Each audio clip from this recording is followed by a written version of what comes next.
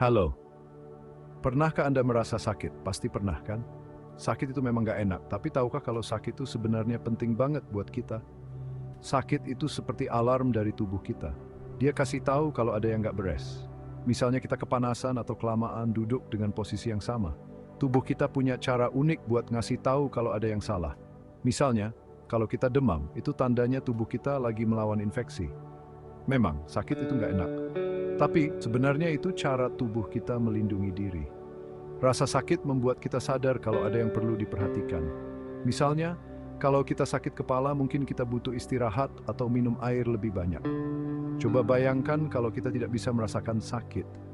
Kita bisa nggak sadar kalau lagi kena luka bakar yang parah, atau terus jalan padahal kaki kita patah. Tanpa rasa sakit, kita bisa terus melakukan hal-hal yang merusak tubuh kita tanpa sadar. Nah, rasa sakit itu yang memberi informasi agar kita memberi kesempatan tubuh buat sembuh. Ketika kita merasa sakit, kita jadi lebih hati-hati dan berusaha untuk enggak memperparah kondisi kita. Misalnya, kalau kita keseleo, kita akan berhenti beraktivitas dan memberi waktu untuk pemulihan. Kalau enggak ada rasa sakit, hidup kita pasti bahaya banget. Kita bisa terus melakukan hal-hal berbahaya tanpa sadar. Jadi meskipun sakit itu enggak enak, kita harus bersyukur karena kita bicara dari dalam jamek dirhan dan sehat. Ingat, rasa sakit itu alam tercang misalkan. Jangan pernah anggap remeh rasa sakit ya. Luka kecil yang awalnya biasa aja bisa jadi infeksi serius kalau dibiarkan. Rasa sakit yang terus-menerus juga bisa jadi tanda bahaya. Contohnya sakit kepala yang nggak sembuh-sembuh bisa jadi gejala tumor otak. Terus nyeri di dada yang nggak hilang-hilang bisa jadi tanda serangan jantung. Jadi kalau sakit, jangan diabaikan. Itu alarm dari tubuh kita. Ingat juga rasa sakit itu beda-beda buat setiap orang. Ada yang kuat, ada yang enggak. Makanya, penting kenal tubuh diri. Nah, kalau lagi sakit, ada beberapa cara buat membantu. Ada cara yang simple, ada juga yang perlu bantuan profesional kesehatan. Kalau sakitnya ringan, coba deh kompres dingin atau hangat. Istirahat yang cukup juga penting biar tubuh bisa cepat pulih. Jalan-jalan santai atau peregangan ringan juga bisa bantu. Kalau perlu, minum obat pereda nyeri yang dijual bebas, kayak paracetamol atau ibuprofen. Tapi ingat, minumnya sesuai dosis ya. Kalau sakitnya nggak sembuh-sembuh, nifam. Kalau sakitnya udah parah banget atau nggak sembuh-sembuh pakai cara yang tadi, langsung periksakan diri profesional kesehatan. Bisa bantu cari tahu penyebabnya dan memberi tindakan atau obat yang tepat. Ada banyak cara, mulai dari obat-obatan, terapi fisik, sampai operasi kalau memang diperlukan. Ingat, ngobatin rasa sakit itu butuh proses. Nggak langsung sembuh, kayak sulap. Sabar ya. Yang penting sampaikan tentang apa yang kamu rasakan, biar penanganannya tepat. Memahami jenis-jenis nyeri. Nyeri itu ada macam-macam jenisnya. Ada yang karena luka, ada yang karena sarafnya terganggu, dan masih banyak lagi. Kalau kita tahu jenis-jenisnya, kita bisa lebih mudah mengatasinya. Misalnya, nyeri nociceptif. Ini yang paling sering kita rasakan. Biasanya karena ada jaringan tubuh yang rusak, kayak luka bakar, luka sayatan, atau patah tulang. Rasanya kayak ditusuk-tusuk atau berdenyut-denyut. Ada juga nyeri neuropatik. Ini karena sarafnya terganggu. Rasanya kayak kebakar, kesemutan, atau kayak ditusuk-tusuk jarum. Contohnya, kayak yang dirasain sama penderita diabetes atau setelah kena cacar air. Nyeri akut versus nyeri kronis. Rasa sakit juga bisa dibedain dari berapa lama dia muncul. Ada yang cuma sebentar. Namanya nyeri akut, biasanya karena cedera atau penyakit tertentu, dan bakal hilang sendiri kalau udah sembuh. Nah, kalau nyeri kronis ini yang bahaya. Dia bisa muncul lebih dari 3 bulan. Penyebabnya macam-macam, bisa karena penyakit kayak artritis atau kanker, tapi bisa juga nggak diketahui penyebabnya. Nyeri kronis ini sering mengganggu dan membuat susah beraktivitas. Nyeri membutuhkan pertolongan di rumah mistis. Mengapa kita merasakan nyeri secara berbeda? Setiap orang punya ambang batas rasa sakit yang beda-beda. Ada yang kuat banget, ada yang dikit-dikit udah kesakitan. Nah, ini dipengaruhi sama banyak faktor, kayak genetika, pengalaman hidup, perasaan, dan budaya. Misalnya orang yang pernah trauma mungkin lebih sensitif sama rasa sakit. Begitu juga kalau lagi stres atau cemas, rasa sakitnya bisa lebih terasa. Jadi rasa sakit itu unik buat setiap orang.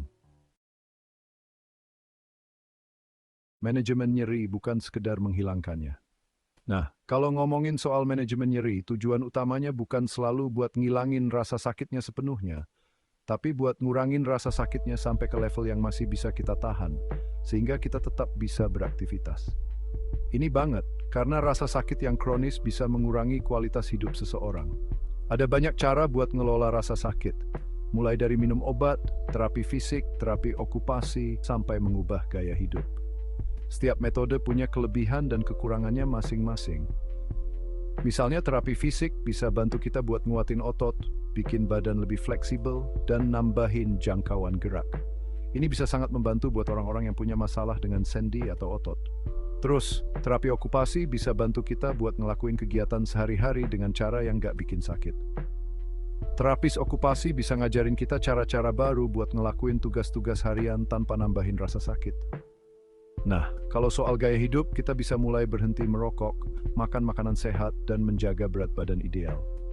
Semua ini bisa bantu ngurangin rasa sakit dan meningkatkan kesehatan secara keseluruhan. Dan belajar buat ngatur stres. Stres bisa bikin rasa sakit jadi lebih parah. Jadi penting buat kita belajar teknik-teknik manajemen stres, seperti meditasi, yoga, atau bahkan sekedar menulis jurnal. Selain itu, dukungan sosial juga penting. Bergabung dengan kelompok dukungan atau berbicara dengan orang-orang yang mengalami hal yang sama bisa sangat membantu. Kita bisa saling berbagi pengalaman dan strategi untuk mengelola rasa sakit. Dan jangan lupa, penting juga buat kita untuk menetapkan tujuan yang realistis dan mensyukuri setiap pencapaian kecil.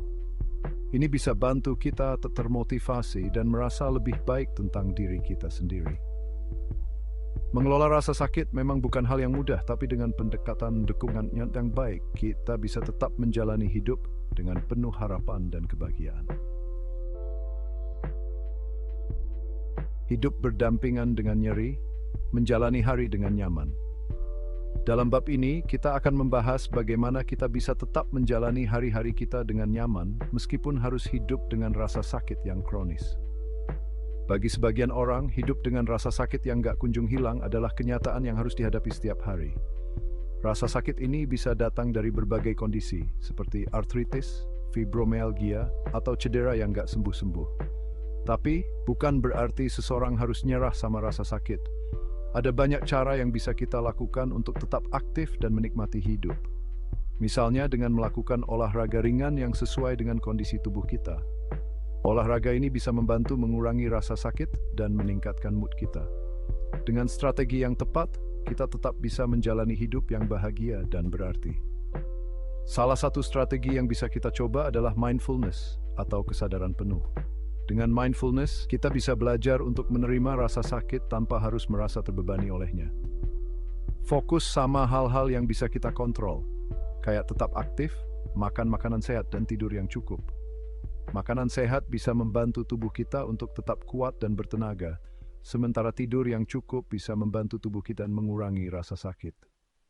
Ikut komunitas atau ngobrol sama terapis juga bisa membantu buat ngatasin masalah emosional dan sosial yang muncul karena rasa sakit. Berbagi pengalaman dengan orang lain yang mengalami hal yang sama bisa membuat kita merasa lebih dimengerti dan didukung. Ada banyak orang yang siap membantumu ngelola rasa sakit dan meningkatkan kualitas hidupmu. Tim kesehatan, keluarga, dan teman-teman bisa menjadi sumber dukungan yang sangat berharga.